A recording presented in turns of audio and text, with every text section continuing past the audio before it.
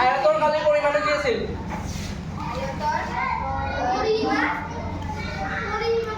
আয়তৰ পৰিমাণটো কি আছিল? আৰু কালি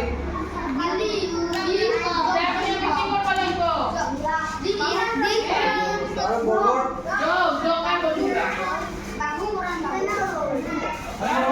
কৰিবি না কালি বৰ্গৰ কালি উত্তৰটো কি আছিল? বাহু পূৰণ না আৰু আয়তৰ কালি উত্তৰটো কি আছিল?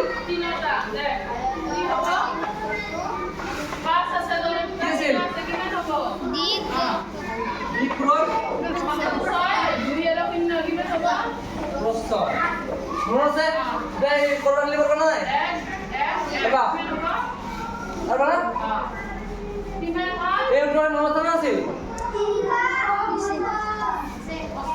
তোমাৰ মনত আছিল না আছে আৰু পৰিমাণ মনত আছে না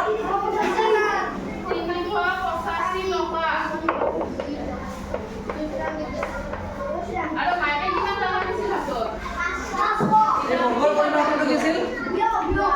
কিহৰ পৰা কি বৰ্গৰ পৰিমাণটো কি আছিল? কি আছিল? 4 পূৰণ বাহু আছিল না 4টা বাহু আছিল না 4টা বাহু মই ললো তল লৈছো 4 পূৰণ আৰু এইটো কি আছিল? 2 পূৰণ দীৰ্ঘ প্ৰস্থ হয় না নহয়? কংনা আলে এটা এটা দিবি আৰু এই যে বৃত্ত পাইছা নাই? বৃত্ত পাইছা? পাৰে দাম বৃত্ত চিনি পালা নাই? বৃত্ত গোল চিনি নাপাও? বৃত্তৰ কালি জানা নাই? বৃত্তৰ কালি কি জানা?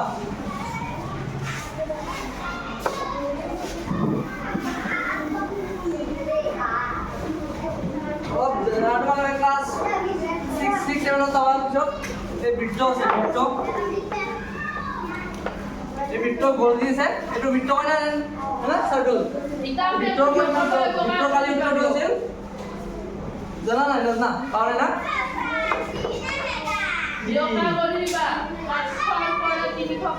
পাই পাইছে না নাই পাই দিবা নাই না পাই আছে না পাই থাকিব পাই আছিল এইটো পাই বৃত্তৰ কালি উত্তৰলি পাই লাগে পাইৰ মান হৈছে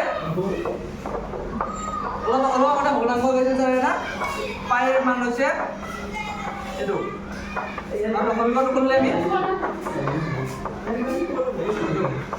এইটো লাগে আৰু আৰ মানে হৈছে এইটো ব্যাসাৰ্ধ ৰেডিয়াছ হা ব্যাসাৰ্ধটো জানা ব্যাসাৰ্ধ বুজিবা আৰু বৃত্তৰ পৰিমাণ অন্তৰটো হৈছে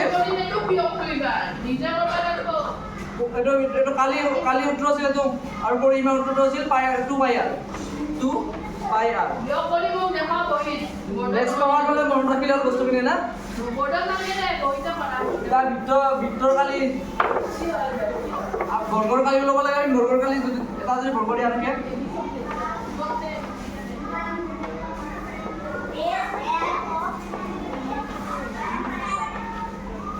এইটো বৰ্গৰ কালি কিমান হ'ব